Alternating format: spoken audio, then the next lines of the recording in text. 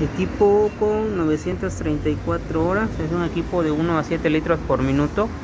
Marca DKJ. Vamos a medir la cantidad de oxígeno que nos está produciendo a 1 litro por minuto. Según el manual, el equipo nos debe de proporcionar de 1 litro por minuto un 90% de oxígeno más menos 3%. Vamos a conectar esto.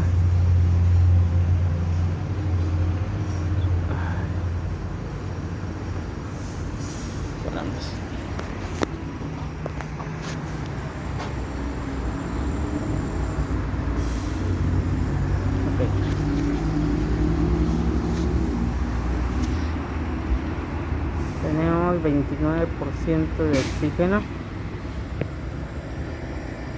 es a 1 litro por minuto, y vemos que el equipo no está dando más del 99%. Entonces el equipo vino con una falla de un zumbido, un ruido que hace extraño, y no son los ventiladores. Vamos a checar el equipo más que nada para saber por qué no está dando el porcentaje de oxígeno.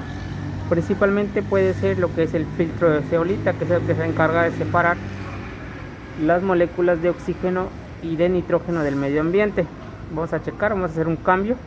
Le vamos a cambiar lo que es el filtro de zeolita para ver qué diferencia nos está dando de porcentaje de oxígeno en este equipo.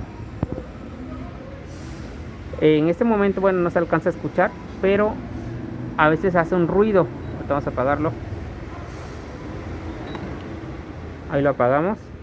Empieza a bajar la cantidad de oxígeno porque ya está apagado el equipo. Vamos a desconectar. Entonces,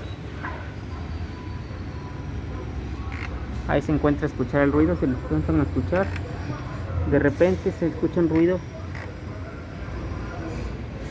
como si pegara algo.